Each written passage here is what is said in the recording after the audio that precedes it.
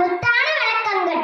தேடி தேடி சென்று சோறு தின்பதையும், தேவையே இல்லாமல் அவுட்டிங் என்ற பெயரில் ஊர் சுற்றுவதையும், நடுராத்திரியில் திரைப்படம் பார்க்க போவதையும், நாகரிகம் என்ற பெயரில் அநாகரிகத்தில் ஈடுபடுவதையும் இந்த தலைமுறையினர் வாழ்விலாக ஆக்கி வருகின்றனர். உணவு திருவிழா என்று அறிவித்தால் காசையும் கொடுத்துவிட்டு தட்டி ஏந்தி யாசகம் கேட்பது போல் வரிசையில் நிற்கின்றது இந்த சமூகம். ஒரு நடிகன் தன் வருமானத்தை பெருக்கிக் கொள்ள நள்ளிரவு காட்சி வைக்கின்றான். அறிவை இழந்து குடும்பத்தோடு கூட்ட நெரிசலில் சிக்கி இறந்து போகின்றான். பேசத் தெரியாத குழந்தையின் கையில் அலைபேசியை கொடுத்து அதை பெருமையாக ரசிக்கின்றது இந்த சமூகம். இரவு 2 மணிக்கு மிட் நைட் பிரியாணியை குடும்பத்தோடு சாப்பிடுவது கௌரவமாகிவிட்டது.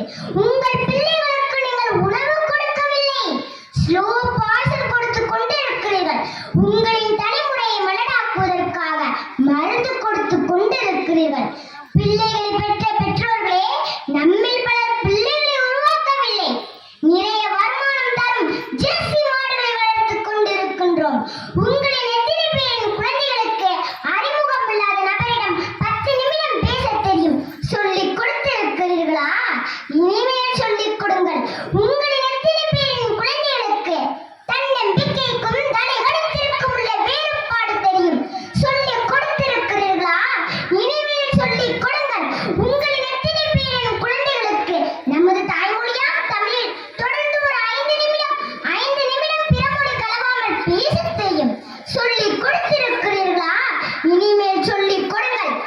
உங்களின் எத்தனை பேரின் குழந்தைகளுக்கு உங்களின் மாத வருமானம் தெரியும்? அதை வைத்து எப்படி குடும்பம் நடத்துகிறீர்கள் என்று சொல்லிக் கொடுத்திருக்கிறீர்களா? இல்லை என்றால் சொல்லிக் கொடுங்கள். அது தெரியாததால் தான் பல லட்சத்தில் வருமானம் ஈட்டியும் இஎம்ஐயில் வாழ்க்கை துளைத்து விழிபிதுங்கி நிற்கின்றார்கள். ஆண் பிள்ளைகளோ பெண் பிள்ளைகளோ உடல் வெக்கம் என்றால் என்னவென்று சொல்லிக் கொடுங்கள். 10 வயதில் அணியும் மாடையது, படுக்கையில் அணியும் மாடையது, பொதுவெளியில் அணியும் மாடையது என்று வேறுபாடுகளை சொல்லிக் கொடுங்கள். நம்மில் பல பிள்ளைகளுக்கு ஐபோனின் விலை தெரியும். வந்த திரைப்படத்தின் வசூப்புள்ளி, வரப்போகும் திரைப்படத்தின் புள்ளி விவரங்கள் எல்லாமே தெரியும். ஆனால் அன்றாட உண்ணக்கூடிய அரிசியின் விலை தெரியுமா? காய்கறிகளின் நிலவரம் தெரியுமா? நம்மில் பலர் பிள்ளைகளுக்கு பில்கேட்ஸை தெரியும், எலான் மஸ்கை தெரியும். ஆனால் நம் மொழிக்காக, இனத்திற்காக, வளர்ச்சிக்காக இன்னும் திறந்த தியாக வரலாறுகளை பற்றி தெரியுமா? இன்னும் சொல்ல போனால் உங்களின் எத்தனை பேர் நினைத்து பார்க்கிறீர்கள்? தியாக வரலாறுகளை நம் பிள்ளைகளுக்கு கற்றுக் கொடுங்கள். எப்பொழுதுமே உறவுகளை எதிர்களாக கட்டமைத்து அவர்களின் மூளைகளில் ஏற்றி விடாதீர்கள்.